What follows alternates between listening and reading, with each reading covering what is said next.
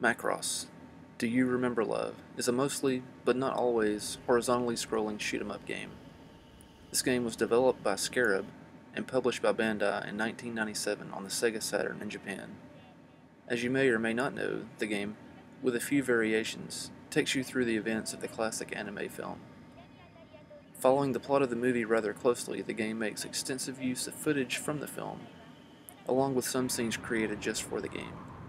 This is something that sets Do You Remember Love apart from many other games in the shoot-'em-up genre, with so much focus on characters and storyline.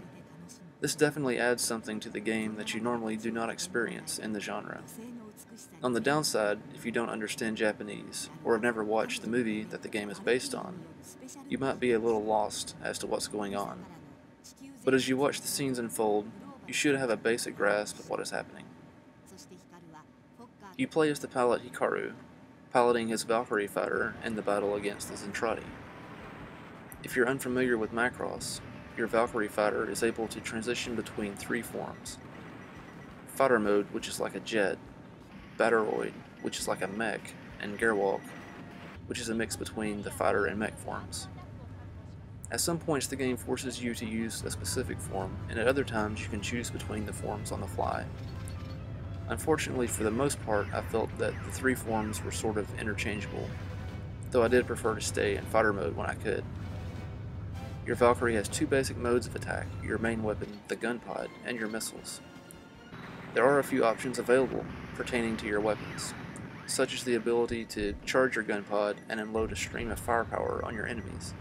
Another option, which can be changed between levels, gives you different settings for the lock-on capabilities of your missiles.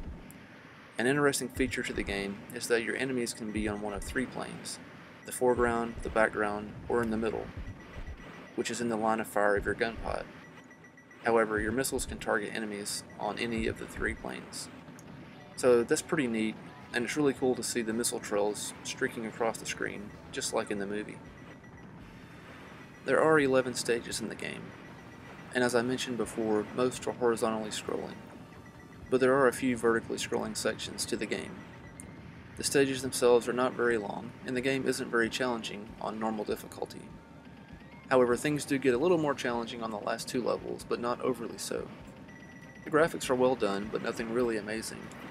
The stages, ships and all, are accurate and true to the source material.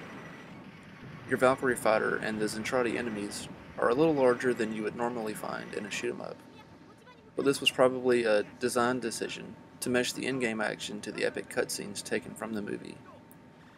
However, this does make things feel sort of cramped and crowded at times, but it doesn't really detract from the experience that much. The game controls well and accurately, but to be honest, the gameplay feels a tad on the vanilla side. It's not exactly the type of game that caters to the traditional shoot-'em-up experience.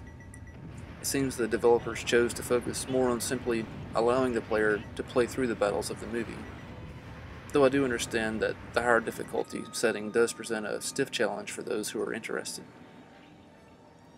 Needless to say, it's a game made for Macross fans. If you're not a fan or you're unfamiliar with Macross, you will definitely get less out of the experience than a Macross fan.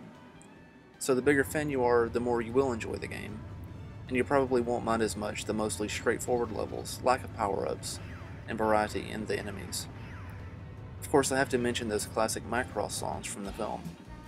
There are a few used in the game. As in the movie, you will play through the final epic battle with the help of Minmay singing Oboete Imasu. It's classic stuff and a real treat to be able to play through that awesome climactic battle.